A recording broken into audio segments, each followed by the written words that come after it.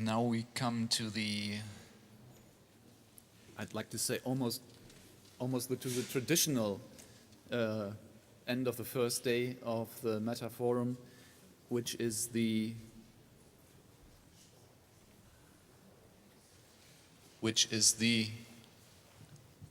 slide for the break, the Meta Seal of Recognition and Meta Prize Award Ceremony. And for this, I would like to welcome on stage Nicoletta Calzolari.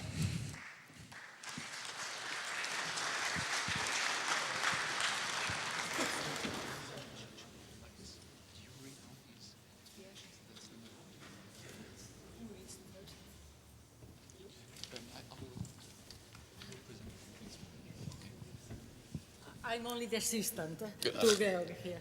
I'm the assistant to you, of course. So, we did this a number of times already at two different conferences. We award the Meta Seal of Recognition and the Meta Prize at our conferences to important products, important services, important companies in our field.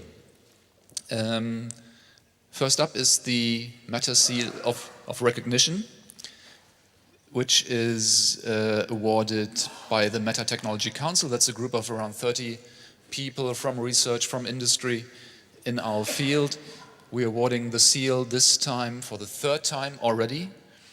And we had around 20 nominations within our different groups. We circulated calls in the MetaNet mailing list and so on. And this time we will award 4 Meta Seals of Recognition.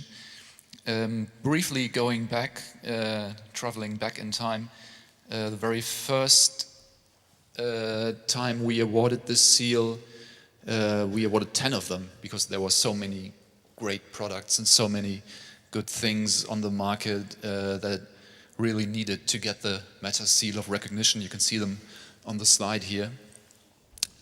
Last year, the same, even more, I'd say, for many different companies. Language Weaver was also one of them, actually. And Kantan MT, we will hear about tomorrow. And now, coming to this year's Meta Seal of Recognition, and I actually have to fetch the seals, they're over here, in this little box.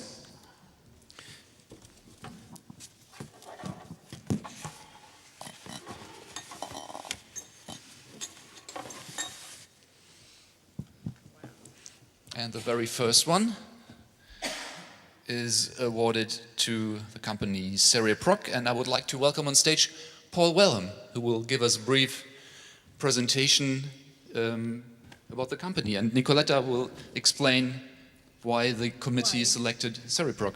Why? For the scalable and natural text-to-speech voices that are both characterful and easy to integrate and apply, supporting as many languages, not only English, but Spanish, Catalan, German, French, Dutch, Italian, Romanian, Mandarin, and Japanese. And Austrian.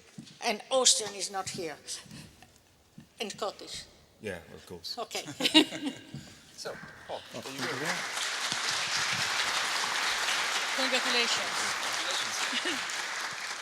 Do you want us to present now? Or? Yes, Yeah. please, go ahead. Okay, well, thank you for that. We greatly appreciate it, being a small Scottish company in Edinburgh as such. How do I move it forward?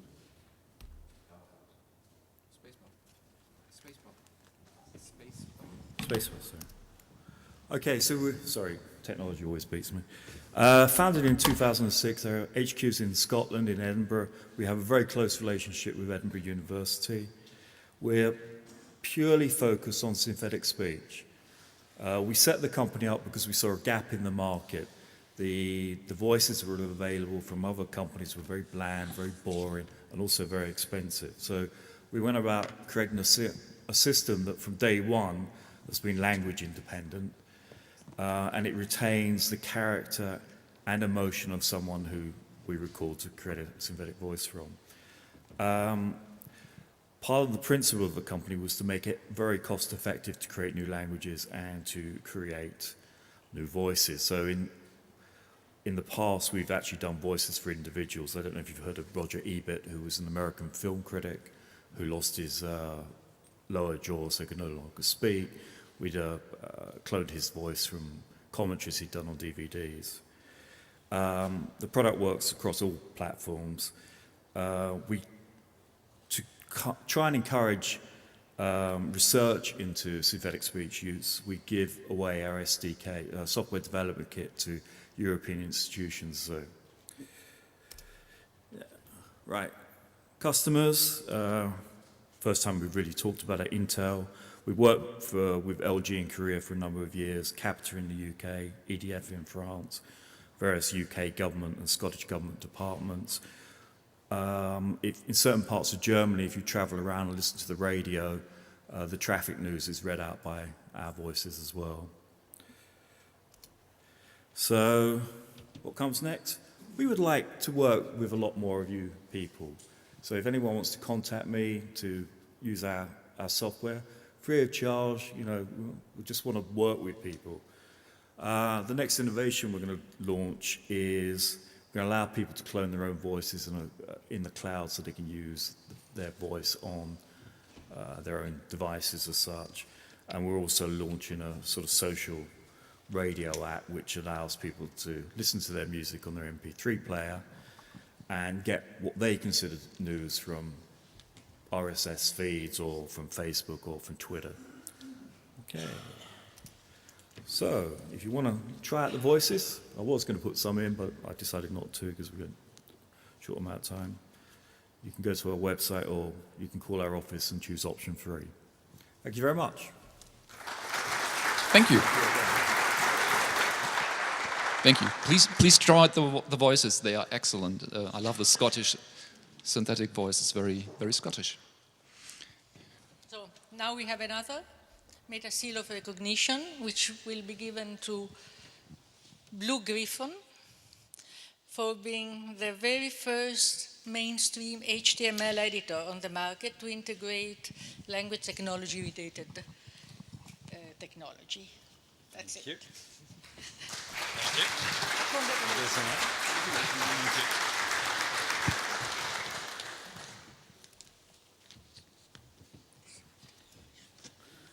Okay, so I already mentioned Blue Griffon this morning.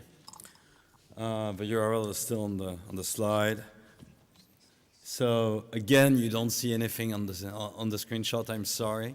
Blue Griffon is a WYSIWYG editor that is completely free, open source for you. You can download it, use it in commercial organizations or academic organizations for free, cross-platform. You can contribute if you want. You can tweak it.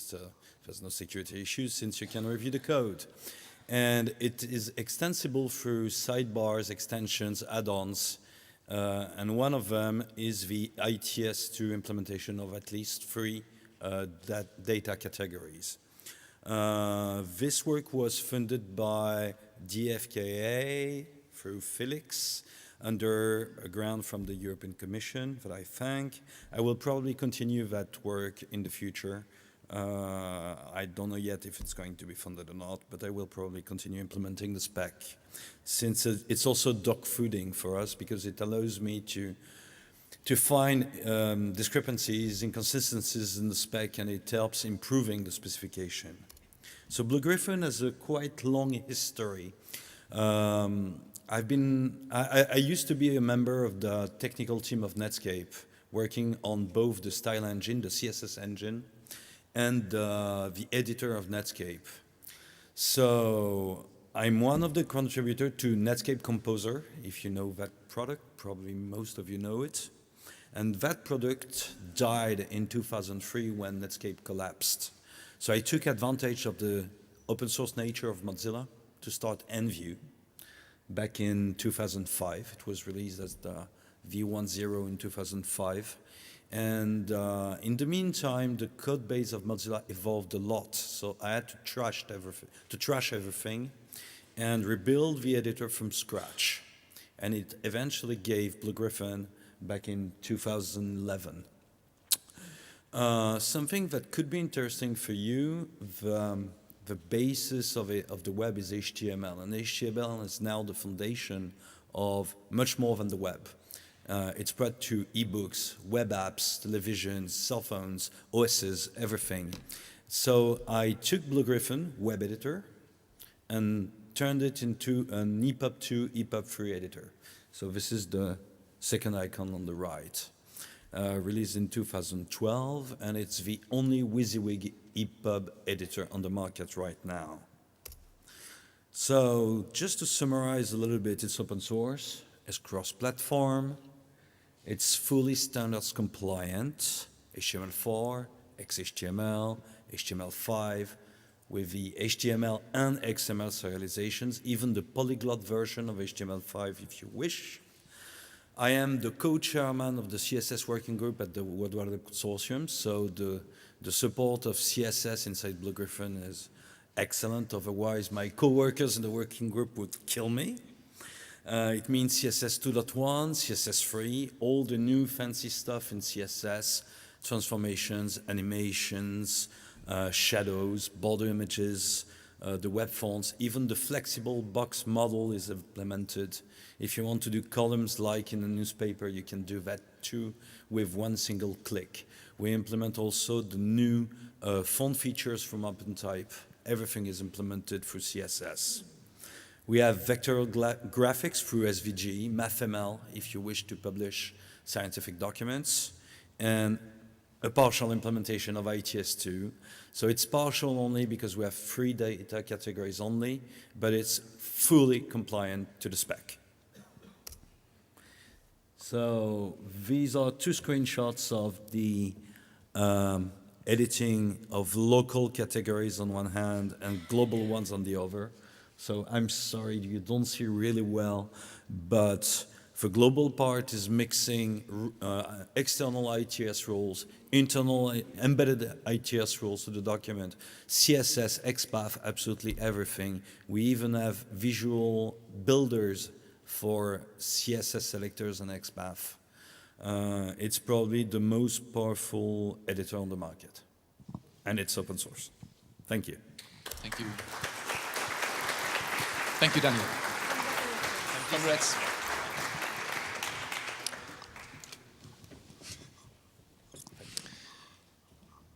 Incidentally, he just activated the next slide, and we have. Oh, it's fine. That's fine. And we already have the winner of the 3rd seal here on the slide. It's Kilgray Translation Technologies for their product MemoQ. And I would like to welcome on stage Balázs. Nice to see you. Thank you very much. And it's... Thank you very much. Congratulations.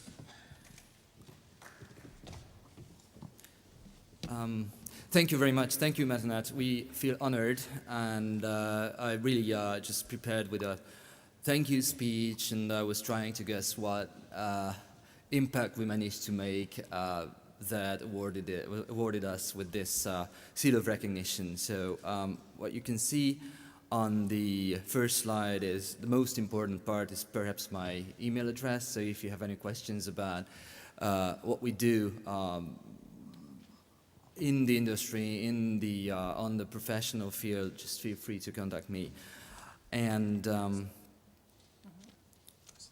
our flagship is the MemoQ translation environment, and I think it is only right to give you some background on how this product came into being. We started in 2004, and the main motivation for creating MemoQ was that I was involved in a publishing company and in connection with numerous translation agencies that all suffered from the tight deadlines, the lack of time to properly finish translations, to take translations through the proper quality assurance workflows, and that resulted in a development that had collaborative translation in mind from the very first moment. And I can safely say that MemoQ is perhaps the first translation environment that was developed with this in mind from the very first moment. That means sharing resources, sharing documents, taking documents through workflows or phases of linguistic work that's being done in translation. So what we've been doing was not really hardcore natural language processing, rather sort of business automation, if you can take this term with a pinch of salt here, because we've been creating, discovering, and channeling resources so that translators and reviewers get maximum help at their fingertips. And a few words about Hungary, about Kilgray. The three founders of the company come from a natural language processing background. So two of us used to work for a very respectable language technology company in Hungary called Morphologic. I believe many of you know that name. And two of us were actively involved in rule-based machine translation projects before embarking on this new project. And it was a daring quest for us, because we started with absolutely nothing, and it seems that we managed to hit a gap in the market. That means that we started selling MemoQ and MemoQ Server in 2007, and ever since the company was growing over 100% in the first 3 years, and the growth is still over well over 50%. And some of the initial developments were partly funded by EU grants channeled by the Hungarian government. So thanks go for them, and thanks go for those mentors that we have, that we had, who were teaching us the basics of natural language processing and translation. Thank you very much again.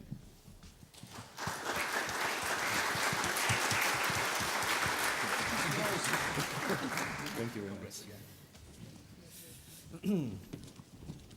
So now we go to the last Meta Seal of Recognition for this year, which is awarded to Tetracom Interactive Solutions for their platform MediaTalk, which offers multilingual semantic solutions to big data technologies. It's in line with the topics of today.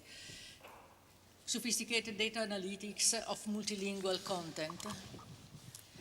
And we would like to ask on stage Svetla Koeva on behalf of Anelia Belogay.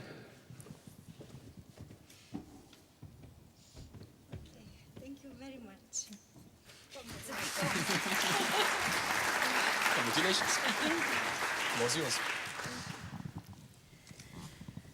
It's really a big honor for us, for the Bulgarian community of natural language processing. I'm from the academia part, but we collaborate with the Tetracom. It's a small company in Bulgaria, and I'm really glad that they got this prize. I'll start with a kind of trivial statement that it's well known that there are zeta bits of information available to the European citizens, to the European organizations, but only a few of them can take the advantage to use this information because of lack of knowledge and because of lack of resources. What is MediaTalk? MediaTalk monitors the multilingual information flow. MediaTalk interprets and analyzes a large amount of digital content. And in the end, MediaTalk offers to its customers, at the moment its subscribers, accurate inferences about relevant to their needs. MediaTalk is developed on the top of open source content management system, which was developed in the framework of ICT PSP European Project Atlas. What are the main academic and technological achievements of MediaTalk? MediaTalk provides semantic analysis of large amount of multilingual data. At the same time, MediaTalk searches the interests of the users and builds dynamic user profiles. In this respect, MediaTalk can offer the most relevant information to its subscribers. Now, imagine that you can obtain the most relevant information for your research, study, business, and the sentiment for your from your customers. Now, imagine that you can combine all this with the ability to predict the development of your field and the ability to predict the sentiment of your customers. And now, imagine that this is only the part of the solutions that MediaTalk provides. What are our challenges? Our challenges are to provide a large semantic enrichment in order to obtain better understanding of the context of multilingual and multimodal data. And our ultimate goal is to provide an open source, service-oriented platform which can be extended with intelligent solutions, for example, for business intelligence and for providing tool for monitoring free movement in the single European market. Thank you very much once again. Thank you. Congratulations. So, those were our 4 Meta Seal of Recognition winners, and we now come to the, almost want to say, main event of the evening, the Meta Prize. The Meta Prize is awarded to outstanding products or services supporting the European Multilingual Information Society, and as the seal we are awarding now the prize for the 3rd time. To give you a brief recap, what happened in the last 2 years at the last 2 Meta Forums, these are the previous winners of the Meta Prize. Last year we had 1 prize winner, the JRC Optimal Activity of the European Commission. Eric van der Groot was on stage last year in Brussels. In 2011 we awarded a couple of prizes. We had Moses, we had GBGO mobile translators from the company GBGO, which was just sold to Facebook actually by a German in the Silicon Valley. We had a prize for Voxalid and Exalid and ERA and also LDC. And this year we award the Meta Prize to an outstanding kind of product or service supporting the European Multilingual Information Society. We had a couple of nominations and a clear winner and 1 Meta Prize, and that's the Rosetta Foundation. And I would like to welcome on stage Reinhard Schäler.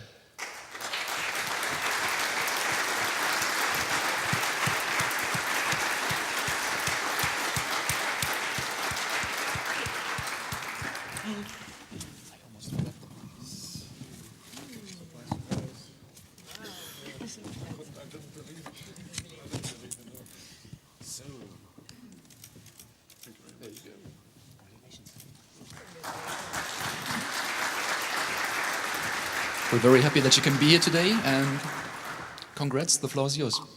Thank you very much. Yeah, this is a great honor, and when I heard the news, I couldn't believe it, and I still don't believe it.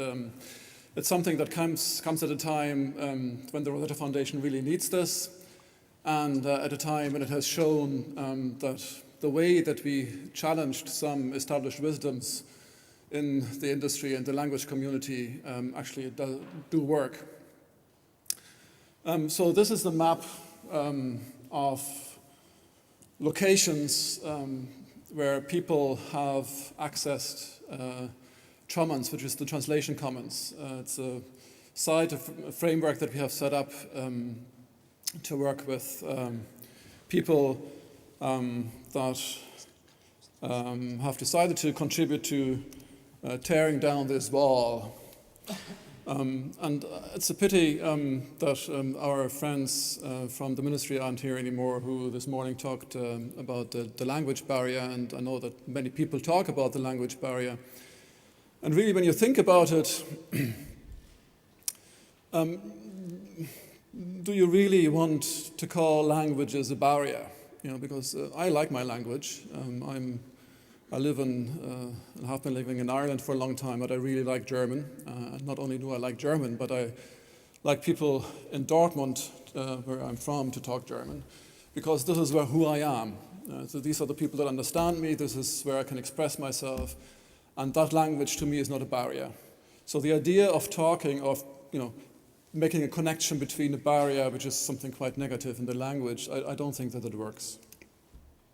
Because it's a little bit like something that you have to overcome, so you have to get rid of, you have to tear down, as one of our famous American presidents once said, when he was talking to Gorbachev across this barrier some years ago.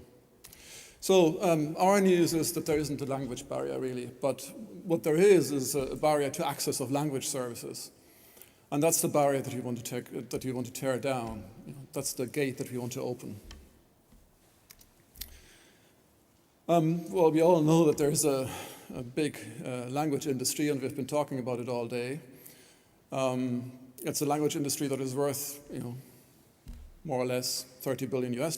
It's a lot of money. And what this language industry attacks or services is decided by corporate localization decisions, which are usually based on short-term financial returns on investment, which makes sense for companies. The way that it works, and there was a study that was published a few months ago, is that how many languages do you have to do to reach out to as many customers as possible, and you base your localization decision on that. And there was one company that figured out that if you localize or translate your products and services into 15 languages, you reach 2 billion customers. And they were quite happy with that. There's a good balance here between the investment and the return on your investment in language services and into localization. So 15 languages allow you to reach out to 2 billion customers, which is good for business, as I said, but it's not so good for people, because there's 5 billion people that are kind of left out. And Tim Berners-Lee some years ago said that the web does not just connect machines, it connects people.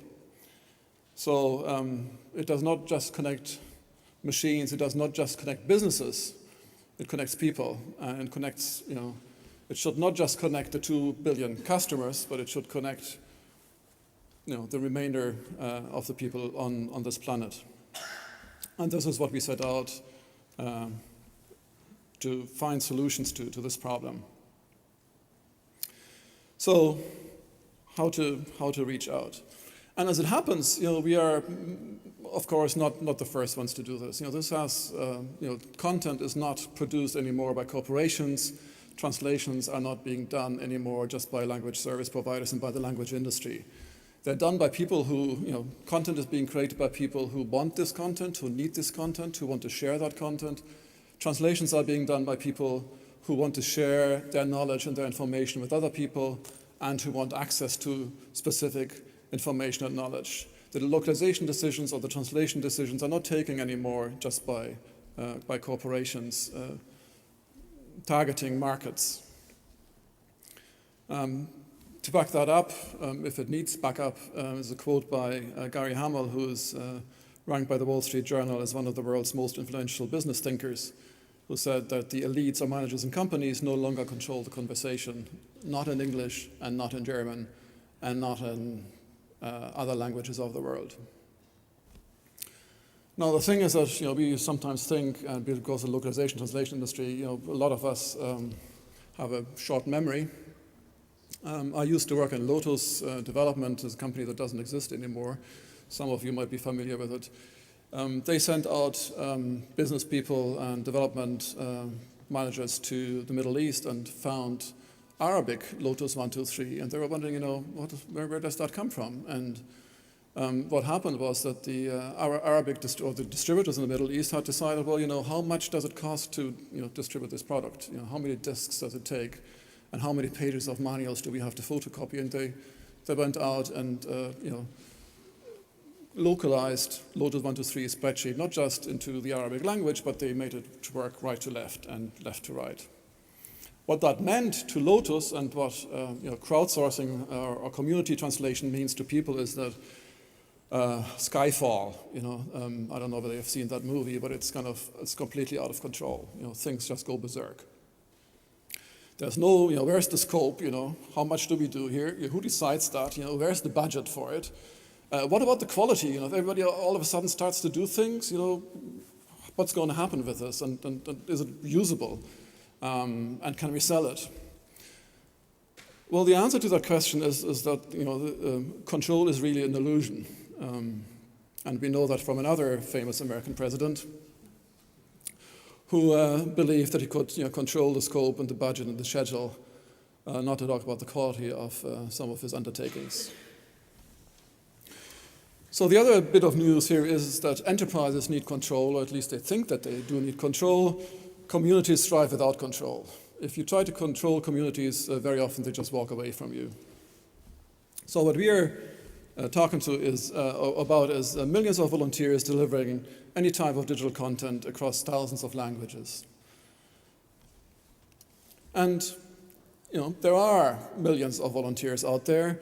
In fact, there is apparently 1 trillion hours a year of participatory value out there for grabs, as Clay Shirky says in his book, Cognitive Surplus. And he has a few examples of how that works. So the problem really that we are addressing is how do we get all those people, all those volunteers, all those people that want to do something about the multilingual information society, or the multilingual society, who want to break down this barrier, open this door to language services, and the content that exists. How do we get those two together? And what we started to do is to develop new technologies that are based on user-centered interaction, open source, open standards-based, and interoperable. And we have made that available in an experimental environment first, and over the last 6 months we have deployed that for the Rosetta Foundation's translation projects. So we started about 2 years ago with a very moderate investment of €100,000 that we gathered from supporters and small funders. Started it on the Jeannie Johnson in Dublin Harbour with some of the volunteers and some of the partner organizations that we work with. And this year we are launching a longer, larger, better investment program over 3 years, where we are bringing research that originated in the University of Limerick and the Localization Research Centre together with the Centre for Next Generation Localization in Ireland, licensed that to the Rosetta Foundation, made it open source, and deployed in a production environment. So we are about the global conversation in communities, and we do that on the Translation Commons. And we don't really play a visible role in that at all. The people who do this stuff are the thousands of volunteers, dozens of organizations that translate between languages that are not even covered by Google Translate. It's community-driven. Communities decide what needs translation, what needs to be localized. It's self-administered, and it has huge impact. And if you want to read some of those impact stories, you can get them on the Rosetta Foundation's website, and it's really amazing.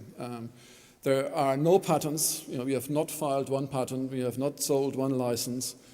We don't have one venture capital company involved. We haven't paid out any dividends. We have no corporate headquarters, and there's zero control. And we have translated millions and millions of words. So to sum up and to let you go and let us all join together at the reception in a few minutes, there is no language barrier, but there is a language service access barrier. There are 5 billion people out there who do not represent a market, and who are about to take matters into their own hands, and they are completely out of control. So we are Shamans, we are the global conversation communities. Thank you very much.